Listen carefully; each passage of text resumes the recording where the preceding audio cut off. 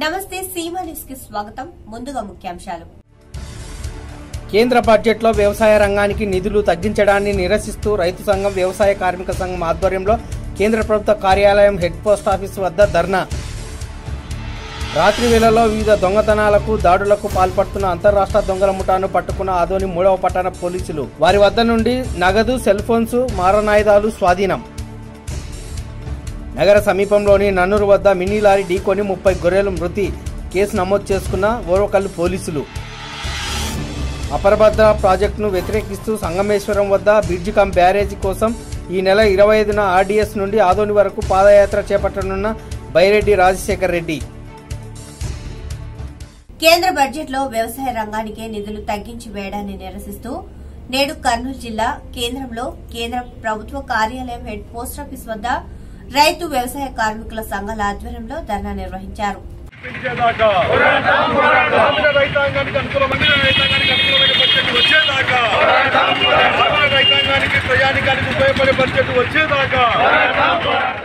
కేంద్ర బడ్జెట్ కు వ్యతిరేకంగా కేంద్ర కార్యాలయమైన హెడ్ పోస్ట్ ఆఫీస్ దగ్గర ఉభయ సంఘాల అఖిల భారత కమిటీల పిలుపు మేరకు ధర్నా నిర్వహించడం జరిగింది. ఈ కార్యక్రమానికి ఆంధ్రప్రదేశ్ రైతు సంఘం జిల్లా అధ్యక్షులు కె వెంకటేశ్లు అధ్యక్షత వహించారు. అనంతరం ధర్నాను ఉద్దేశించి ఆంధ్రప్రదేశ్ వ్యవసాయ కార్మిక సంఘం జిల్లా ప్రధాన కార్యదర్శి కెవి నారాయణ, ఆంధ్రప్రదేశ్ రైతు సంఘం జిల్లా ప్రధాన కార్యదర్శి జి రామకృష్ణ మాట్లాడుతూ కేంద్ర ప్రభుత్వం ప్రవేశపెట్టిన బడ్జెట్లో గ్రామీణ పేదలకు ఉపయోగకరంగా ఉన్న జాతీయ గ్రామీణ ఉపాధి హామీ చట్టాన్ని నిర్వీర్యం చేశారని తెలిపారు. గత సంవత్సరం 70,000 కోట్లు కేటాయిస్తే ఈ సంవత్సరం కేవలం 60,000 కోట్లు మాత్రమే కేటాయించారని అన్నారు. గత సంవత్సరం పనిచేసిన కూలీలకు వేతనాలు రాలేదు. అలాగే ఆహార భద్రతా చట్టం ఉపయోగించుకుని ప్రజా పంపిణీ ద్వారా పేదలకు నిత్యావసర వస్తువులు అందించాల్సిన ప్రభుత్వం ఆహార భద్రతా చట్టాన్ని 30% నిధులలో కోత పెట్టింది. 16 రకాల నిత్యావసర వస్తువులు ఇవ్వాల్సింది పోయి కేవలం బియ్యం మాత్రమే ఇస్తున్నారు. ఈ బడ్జెట్ అమలైతే బియ్యం కూడా రావని వారన్నారు. అదే జరిగితే గ్రామీణ ప్రాంతాల్లో పేదల ఆకలి తప్పవని వారన్నారు. అలాగే వ్యవసాయానికి పెద్దపీట వేస్తామని ఎన్నికల ముందు చెప్పిన ప్రభుత్వం ప్రస్తుతం ఇస్తున్న ఎరువుల సబ్సిడీ కూడా కోత పెట్టేసింది. వ్యవసాయ చట్టాల గురించి మాట్లాడలేదు. అలాగే రైతులు పండించే పంటకు గిట్టుబాటు ధర గురించి ఊసేలేదు. గ్రామీణ రైతాంగం ఏ పంటలు వేస్తే గిట్టుబాటు ధర వస్తుందో తెలియని అయోమయంలో ఉన్నారని తెలిపారు. అలాగే రాష్ట్రానికి ప్రత్యేక హోదా విషయంలో గానీ, విభజన హామీల అమలు చేస్తామని గానీ పార్లమెంట్లో మాట అయినా మాట్లాడకపోవడం చాలా దారుణమని అన్నారు. అధికార ప్రతిపక్ష ఎంపీలు నోరు మెదపకపోవడం ఆంధ్ర ప్రజల దౌర్భాగ్యమని, అలాంటి వారిని ఎన్నుకోవడం మన దరిద్రమని వారన్నారు. జిల్లాలో పెండింగ్ లో ఉన్న ప్రాజెక్టులకు నిధులు లేవు. కొత్త ప్రాజెక్టులకు ఏర్పాటు చేస్తామని ఊసేలేదు. ఎన్నికలు ఉన్న రాష్ట్రాలకు మాత్రం నిధులు ప్రకటిస్తున్నారని తెలిపారు. అనంతరం సిఐటియు జిల్లా ఉపాధ్యక్షులు ఎం విజయ్ మాట్లాడుతూ దేశానికి తిండి పెట్టే రైతాంగానికి, వ్యవసాయ కూలీలకు నష్టం కలిగించే బడ్జెట్ కు వ్యతిరేకంగా మీరు చేసే పోరాటాల్లో భాగస్వామ్యం అవుతామని సందేశం ఇవ్వడం జరిగింది. అనంతరం వ్యవసాయ కార్మిక సంఘం జిల్లా అధ్యక్షులు బి వీరశేఖర్ మాట్లాడుతూ బడ్జెట్లో మార్పులు చేసి నిధులు కేటాయించకపోతే ఉద్యమాలు తీవ్రతరం చేస్తామని అన్నారు. కార్యక్రమంలో వ్యవసాయ కార్మిక సంఘం రాష్ట్ర కమిటీ సభ్యులు కె లింగన్న, రైతు సంఘం జిల్లా నాయకులు జి ఆంజనేయులు, ఏ కృష్ణ, బాలపీర తదితర కార్యకర్తలు పాల్గొన్నారు. ఎందుకంటే 40 లక్షల కోట్ల రూపాయలు బడ్జెట్ ప్రవేశపెట్టింది. అందులో వ్యవసాయ రంగానికి కాస్త కూస్త వస్తుంది ఏమని చెప్పేసి అందులో స్వామినాథన్ కమిషన్ ఏవైతే ఉన్నాయో సిఫారసులు చేసాయో ఆ సిఫారసులు ఈసారి అమలు జరుగుతాయని అనుకున్నారు. కానీ స్వామినాథన్ కమిషన్ సిఫారసులు ఏవైతే చెప్పిందో ఈరోజు సీటు ప్లస్ 50%, పెట్టుబడి పైన 50% ఈరోజు మద్దతు ధర కల్పిస్తామని చెప్పేసి, అదేవిధంగా ప్రాజెక్టులు నిర్మాణం చేసి మొత్తం కూడా ఈరోజు భూములకన్నిటి కూడా నీళ్ళు ఇస్తారని చెప్పేసి, అదేవిధంగా మద్దతు ధర కల్పిస్తామని చెప్పేసి, అట్లాగే ఎరువుల పైన వాటన్నిటిపైన ధరలు తగ్గించి ఈరోజు వ్యవసాయ రంగాన్ని ఆదుకుంటుందేమని చెప్పేసి, కానీ అందుకు విరుద్ధంగా ఈరోజు బడ్జెట్లో ఈరోజు చూడండి, ఉదాహరణకు ఎరువుల పైన గత సంవత్సరం 2,75,000 కోట్ల రూపాయలు ఇస్తే, సబ్సిడీలు ఇస్తే ఈ సంవత్సరం 1,75,000 కోట్ల రూపాయలు ఉంటుంది. అంటే కోత పెట్టడం జరిగింది. ఇప్పటికే ఈ పెట్టుబడి ఖర్చులు పెరిగిపోయి గిట్టుబాటు ధర రాక ఈరోజు వ్యవసాయదారులందరూ కూడా, అందులో రైతులు ప్రత్యేకంగా ఆత్మహత్యలు చేసుకుంటుంటే పరంపర సాగుతూ ఉంటే దాన్ని ఈరోజు ఇంకా మరింత పెంచాల్సినవి తగ్గించిందని చెప్పేసి ఎంత దుర్మార్గం. అదేవిధంగా ఇంకా ప్రాజెక్టులకు నిధులు ఇవ్వడం లేదు. ఉదాహరణకు ఎక్కడైతే ఎన్నికలు జరుగుతున్నాయో అక్కడ మాత్రం నిధులు ఇచ్చింది. దాన్ని కూడా అందరూ రాష్ట్ర వివాదంగా మార్చేసినటువంటి పరిస్థితి. ఇది ప్రత్యేకంగా కర్నూలు జిల్లాకు చెప్పాలంటే పశ్చిమ ప్రాంతం అంతా కూడా కరువుకు గురయ్యేటువంటి ప్రాంతం మొత్తం ఈరోజు వర్షాధారితం మీద ఆధారపడినటువంటి ప్రాంతం అది. ఇక్కడ అపరభద్ర పైన ప్రాజెక్టు నిర్మాణం జరిగితే కనుక కిందికి ఎల్ఎల్సీ కానీ హెచ్ఎల్సీ కానీ నీళ్ళు వచ్చేటువంటి పరిస్థితి లేదు. మరింత ఈరోజు కరువులో కూరుకుపోయేటువంటి పరిస్థితి ఏర్పడుతుంది. మరి అటువంటి ప్రాంతానికి ఈరోజు ప్రత్యేకంగా ప్రాజెక్టు దాన్ని కూడా ఈరోజు గుర్తుపట్టినట్టు చేస్తున్నటువంటి పరిస్థితి ఉంది. ఇది మొత్తం కూడా కార్పొరేట్లకు అనుకూలమైనటువంటి ప్రభుత్వంగా ఈరోజు ఈ బడ్జెట్ ఉంది అనేటువంటిది స్పష్టంగా కనపడుతుంది. అందులో ప్రత్యేకంగా కూడా ఆంధ్ర రాష్ట్రానికి మొండి చేస్తుంది. ప్రత్యేక హోదా లేదు, పోలవరం ప్రాజెక్టు నిధులు లేవు, కడప ఉక్కు పరిశ్రమకు అసలే ఊసేసినటువంటి పరిస్థితి ఉంది. విశాఖ స్టీల్ ప్లాంట్ను ఆదుకుంటామని చెప్పేసి ఆ రోజు ప్రైవేట్ పరం చేయమని చెప్పేసి హామీ కూడా లేనటువంటి పరిస్థితి ఉంది. కాబట్టి మొత్తం కూడా ఈ బడ్జెట్ అంతా కూడా బోగస్ బడ్జెట్. ఇది చెలో సంగమేశ్వరం కార్యక్రమాన్ని దిగ్విజయం చేసిన ప్రతి ఒక్కరికి ధన్యవాదాలు తెలిపారు. Rayalaseema steering committee chairman Paireddy Rajasekhara Reddy ఈ సందర్భంగా మీడియా సమావేశం ఏర్పాటు చేసి వివరాలు తెలిపారు. ఈ సందర్భంగా బైరెడ్డి రాజశేఖర రెడ్డి మాట్లాడుతూ హెచ్ఎల్సీ ద్వారా 32.5 టీఎంసీలు, ఎల్ఎల్సీ ద్వారా 29 టీఎంసీలు, కేసు కెనాల్కు 39.9 టీఎంసీలు, భైరవాణి తిప్ప నుండి 4.8 టీఎంసీల నికర జలాలు ఉన్నాయని తెలిపారు.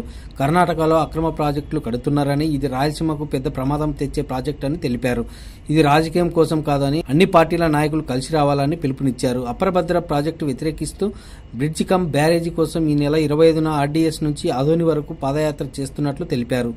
ఆదోనిలో ప్రజా ప్రదర్శన కార్యక్రమం నిర్వహిస్తున్నట్లు తెలిపారు. తాను రాయలసీమ కోసం ఉన్నా కానీ ఒక పార్టీ కోసం కాదని అన్నారు. మేల్కొండయ్యా, మీరు ఇవి నికర జలాలయ్యా, వరదలు కాదయ్యా ఇవి. ఎందుకు ఇట్లా తయారైనారయ్యా మీరు ప్రజాప్రతినిధులు? మీరు మాట్లాడండి. ఇది ప్రమాదం. ఇది మనకొచ్చి పడినటువంటి విపత్తు. ఇది కౌంట్ డౌన్. మీరు ఆలస్యం కాకముందే స్పందించండి మొత్తం మీద. లేకపోతే రాయలసీమ అసలు మీరిచ్చినవి కాదు ఇవి. స్వాతంత్రం వచ్చిన తర్వాత వచ్చినటువంటి కాదు నీళ్ళు ఇవి. ఈ ప్రాజెక్టు కట్టింది స్వాతంత్రం వచ్చినాక కాదు. ఈ నికర జలాలు మనకు అలాట్ అయినది ఇప్పుడు కాదు. దీన్ని పోగొట్టద్దండి అయ్యా. మీరు అందరూ మీ వాయిస్ దీని మీద ఇవ్వండి. కమాన్, ప్రొటెస్ట్తో రండి, బయటికి రండి, కాపాడుకోండి నికర జలాలను. అయినా కొన్ని విషయాలు చెప్పాలి. ఈరోజు హెచ్ఎల్సీకి 32.5 అని అలొకేషన్ ఉంటే ఎప్పుడూ 17 టీఎంసీలు దాటలేదు. మన రాయలసీమలో 17 టీఎంసీలు కూడా వాడుకోవడం లేదు. అంతా జలచౌర్యమే. ఆ హెచ్ఎల్సీకి ప్యారలల్ కెనాల్ కట్టమని ఎప్పటి నుంచో ప్రపోజల్ ఉంటే దాన్ని గురించి పట్టించుకునే నాదుడు లేడు. ముఖ్యమంత్రులు అవుతున్నారు, రాయలసీమ వాళ్ళే ముఖ్యమంత్రులు పోతున్నారు. మళ్ళీ ముఖ్యమంత్రులు కావాలని రాయలసీమ వాళ్ళే ప్రయత్నం చేస్తున్నారు తప్ప కర్ణాటక జలచౌర్యాన్ని ఎదిరించేవాడు ఎవడు లేడు. నగరంలో ఆర్టీసీ బస్సులను నడపాలని కాంగ్రెస్ పార్టీ ఆధ్వర్యంలో కలెక్టరేట్ కార్యాలయం ముందు ధర్నా చేపట్టారు. గత కొన్ని రోజులుగా ఆర్టీసీ బస్టాండ్ నుంచి బస్సులను రాజీవ్హార్ మీదుగా నడపడం లేదని మాజీ ఎమ్మెల్సీ సుధాకర్ బాబు తెలిపారు. దీంతో ప్రజలు తీవ్ర ఇబ్బందులకు పడుతున్నారని కాంగ్రెస్ పార్టీ కర్నూలు జిల్లా అధ్యక్షుడు సుధాకర్ బాబు ఆవేదన వ్యక్తం చేశారు. జిల్లా కలెక్టర్ స్పందించి ప్రజలకు ఇబ్బంది కలిగించకుండా కొత్త బస్టాండ్ నుండి రాజీవ్హార్ మీదుగా ఆర్టీసీ బస్సులను నడపాలని ఆయన డిమాండ్ చేశారు. కర్నూలు పట్టణంలో సిటీ బస్సులను అందుబాటులోకి తీసుకుని రావాలని ఆయన కోరారు. దాదాపుగా 40 రోజులుగా కర్నూలులో ఆర్టీసీ బస్సులు తిప్పకపోవడం వల్ల రోజుకు 10 లక్షల రూపాయలు, 4 కోట్ల రూపాయలు ఆర్టీసీకి నష్టం వాటిల్లింది. ఆర్టీసీ నష్టం వాటిలో లేదో మనకు అనవసరం. కానీ లక్షలాది ప్రజలుండే ఓల్డ్ టౌన్ ప్రజలు చాలా నష్టపోయారు. కొంతమంది ఉద్యోగాలు చేసేవాళ్ళు, విద్యార్థులు 5 గంటలకల్లా రాజభవన్ సెంటర్లో ఉంటారు, కలెక్టర్ ఆఫీస్ దగ్గర ఉంటారు, అదేవిధంగా మన గాయత్రి స్టేట్గా ఉంటారు, జనరల్ హాస్పిటల్ దగ్గర. అంటే వీళ్ళందరూ అక్కడక్కడ ఉండే ఇళ్ళ వాళ్ళు అక్కడ వచ్చి ఉండి బస్సులు వస్తాయి, బస్సులు ఎక్కి గమ్యస్థానం చేరి వెంటనే వాళ్ళ పనులు చేసుకోవాలని. కానీ వీళ్ళు ఆర్టీసీ వాళ్ళు తీసుకున్న నిర్ణయం వల్ల ఈరోజు ప్రజలు చాలా అవస్థపడుతున్నారు. కర్నూలు నగరంలో గతంలో 20 ఏళ్ల క్రితం సిటీ బస్సులు ఉండేటివి, దాదాపుగా 15 బస్సులు ఉండేటప్పుడే. ఇప్పుడు కర్నూలు నగరం ఇంతగా విస్తరించి సిటీ అయిపోయింది, జనాభా పెరిగిపోయింది, కానీ మనకు సిటీ బస్సులు లేవు. కాబట్టి వెంటనే కలెక్టర్ గారు చొరవ తీసుకొని సిటీ బస్సులు ఏర్పాటు చేయవలసిందిగా కాంగ్రెస్ పార్టీ కలెక్టర్ గారిని కోరుతున్నాం. నిరుద్యోగులకు ఉద్యోగాలు ఇస్తామని జావా మ్యాట్రిక్స్ కంపెనీ మోసం చేసిందని నేడు కలెక్టరేట్ వద్ద బీజేపీ ఎస్టీ మోర్చా ఆధ్వర్యంలో బాధితులతో కలిసి ధర్నా చేపట్టారు. నిరుద్యోగులకు మోసం చేసిన జావా మ్యాట్రిక్స్ కంపెనీ నిర్వాహకులను అరెస్ట్ చేసి బాధితులకు న్యాయం చేయాలని వారు డిమాండ్ చేశారు. రిజిస్టర్ కార్యాలయంలో కంప్యూటర్ ఆపరేటర్లుగా ఉద్యోగం ఇస్తామని జిల్లా వ్యాప్తంగా అనేక మంది నిరుద్యోగుల నుండి లక్షల్లో డబ్బులు వసూలు చేశారని వారు ఆరోపించారు. డబ్బును తిరిగి ఇవ్వాలని వారు డిమాండ్ చేశారు. లేని పక్షంలో పెద్ద ఎత్తున ఉద్యమాలు చేపడతామని బీజేపీ ఎస్టీ మోర్చా నాయకులు రామచంద్ర నాయక్ తెలిపారు.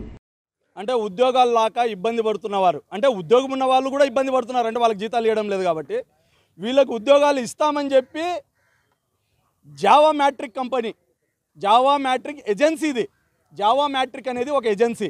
ఈ ఏజెన్సీ రాష్ట్ర వ్యాప్తంగా ఉంది.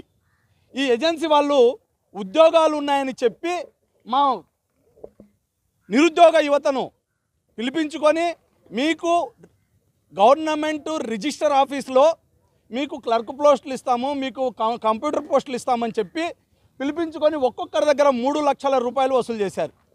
Java Matric agency, employees agency company ఇది. ఒక్కొక్కరి దగ్గర 3 లక్షల రూపాయలు వసూలు చేశారు. వసూలు చేసి వీళ్ళను కంపెనీలకు అదేది మన రిజిస్టర్ ఆఫీస్ దగ్గర పంపించారు. రిజిస్టర్ ఆఫీస్ దగ్గర పంపిస్తే వాళ్ళు 4-5 నెలలు అయిపోయింది ఎట్టి చాకరీ చేయించుకొని వీళ్ళకి ఉన్నది వాయా ఉంచుకున్నది వాయా అన్నట్లు ఉన్న డబ్బులు అప్పు తీసుకొని వచ్చి 2.5-3 లక్షలు వాళ్ళకి ఇచ్చి ఉద్యోగం వస్తుంది, నెలకు జీతం వస్తుంది, బతుకుతామనుకుంటాం. వీరికి భవిష్యత్తు లేకుండా పోయింది.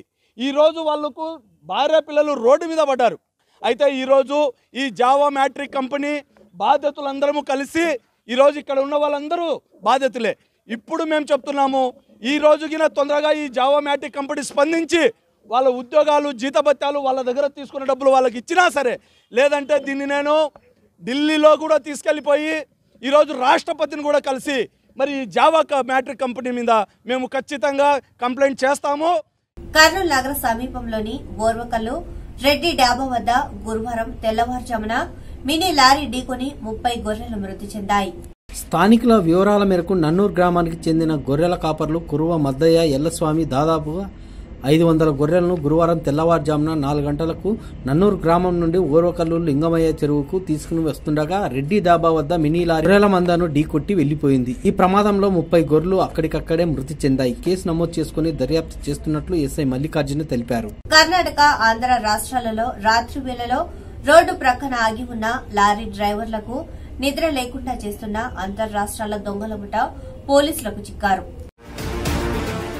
రాత్రి వేళల్లో రోడ్డు ప్రక్కన ఆపిన లారీ డ్రైవర్లను, ఇతరుల నుండి బైకులు, సెల్ ఫోన్లు దొంగతనాలు చేస్తూ ఎదురు తిరిగిన వారిపై మారణాయుధాలతో దాడి చేసే అంతరాష్ట్ర దొంగల ముఠాను ఆదోని 3వ పట్టణ పోలీసులు కేసును ఛేదించారు.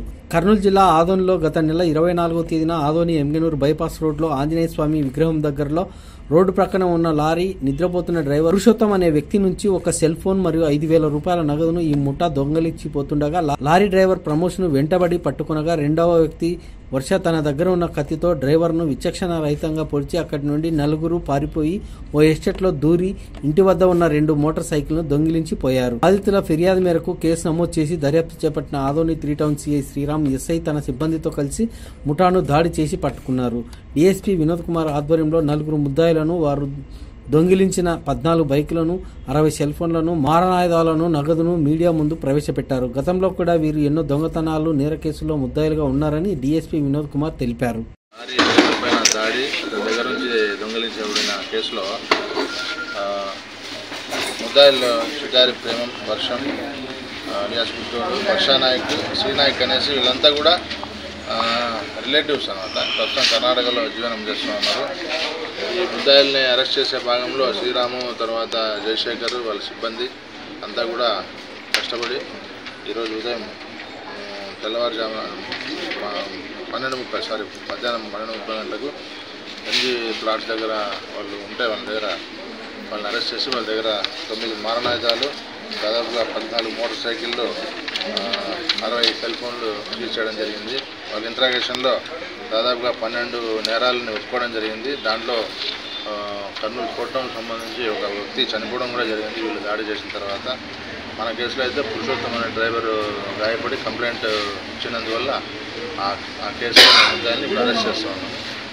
మరి వీళ్ళందరినీ కూడా ఈ స్వాధీనం చేసుకున్న ఈ ప్రాపర్టీని ముద్దాయిని నలుగురిని కోర్టులో హాజరుపడతాం.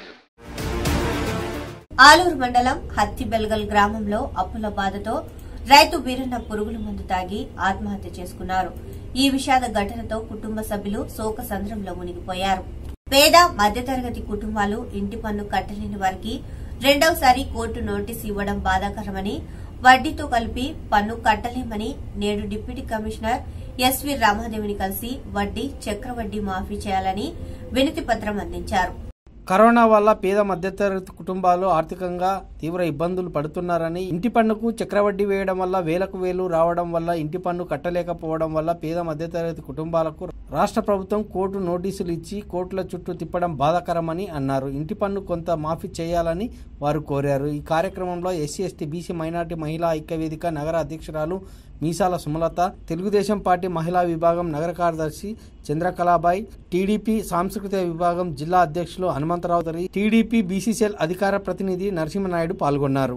వందలు పోయి వేలైనాయి, వేలు పోయి లక్షలైనాయి. చిన్న కుటుంబాలు చాలా బాధపడి వాళ్ళు చాలా సతమతం అవుతున్నారు. మున్సిపాలిటీ వాళ్ళకి చెప్తే సచివాలయం చెప్పండి అంటారు, సచివాలయం వాళ్ళకి చెప్తే మున్సిపాలిటీ వాళ్ళకి చెప్పండి అంటారు. ఎవరు చెప్పాలో అర్థం కాక ప్రజలు మాకు చెప్పుకొని చాలా బాధపడుతున్నారు. తెలుగుదేశానికి ఎందుకు పోగొట్టుకుంటున్నాము ఈ రోజుని చాలా ఫీల్ అవుతున్నారు. ఇది గమనించి మున్సిపాలిటీ కొంచెం పట్టించుకొని వీర బడుగు బలహీన వర్గాలకి మేలు చేసి వాళ్ళని కొంచెమైనా చేయూతనివ్వాలని కోరుకుంటూ, కర్నూలు నగరంలో జగన్మోహన్ రెడ్డి ముఖ్యమంత్రి అయిన తర్వాత పన్నులు విపరీతంగా పెంచినాడు. అంతకుముందు ప్రభుత్వాలు వచ్చినప్పుడు పేద ప్రజలు ధనిక వర్గాలను ఆలోచించే వాళ్ళు వేరే విధంగా ఉండేటివి. ఇప్పుడు అట్లా కాకుండా అందరికీ ఒకటే రకంగా ఈ విధంగా విపరీతంగా పన్నులు పెంచితే వాళ్ళు కట్టలేక నానా గోలా అయిపోయింది. వాళ్ళు బ్రతకడమే కష్టము. ఏదో చిన్న గుడిసెలు వేసుకొని ఉంటారు, దానిలో కూడా వేలకు వేలు పన్నులు వస్తాయి. అసలు వాళ్ళు ఏ విధంగా జీవించాలో అర్థం కాకూడదు. అంతేకాకుండా చెత్త పన్ను కూడా వేశాడు. ఈ చెత్త పన్ను అని ఇప్పుడు ఇంటి పన్ను, నీటి పన్ను ఇవన్నీ కడుతున్నాడు. ఇంటి పన్నులోనే అన్నీ వస్తాయి, గ్రంథాలయం అయితే అన్నీ క్లీనింగు అన్నీ వస్తాయి పన్నులు. మళ్ళీ సపరేట్గా చెత్త పన్ను అని వేస్తున్నాడు. కాబట్టి ముఖ్యమంత్రికి ముందే తెలియజేస్తున్నాము, నువ్వు తాడేపల్లి నుండి బయటకు కూడా రాకుండానే ఇవన్నీ చేస్తున్నావు. అది కాదు, నీకు ఈ రాజకీయం తెలియకపోతే చంద్రబాబు నాయుడు దగ్గర పోయి నేర్చుకో. వార్తలు ముగించే ముందు ముఖ్యాంశాలు మరోసారి. కేంద్ర బడ్జెట్లో వ్యవసాయ రంగానికి నిధులు తగ్గించడాన్ని నిరసిస్తూ రైతు సంఘం, వ్యవసాయ కార్మిక సంఘం ఆధ్వర్యంలో కేంద్ర ప్రభుత్వ కార్యాలయం హెడ్ పోస్ట్ ఆఫీస్ వద్ద ధర్నా. రాత్రి వేళలో వివిధ దొంగతనాలకు, దాడులకు పాల్పడుతున్న అంతర్రాష్ట్ర దొంగల ముఠాను పట్టుకున్న ఆదోని 3వ పట్టణ పోలీసులు. వారి వద్ద నుండి నగదు, సెల్ ఫోన్స్, మారణాయుధాలు స్వాధీనం. నగర సమీపంలోని నన్నూరు వద్ద మినీ లారీ ఢీకొని 30 గొర్రెలు మృతి. కేసు నమోదు చేసుకున్న ఓరవకల్లు పోలీసులు. అపరభద్ర ప్రాజెక్టును వ్యతిరేకిస్తూ సంగమేశ్వరం వద్ద బ్రిడ్జి కమ్ బ్యారేజీ కోసం ఈ నెల 25న ఆర్డీఎస్ నుండి ఆదోని వరకు పాదయాత్ర చేపట్టనున్న బైరెడ్డి రాజశేఖర్ రెడ్డి.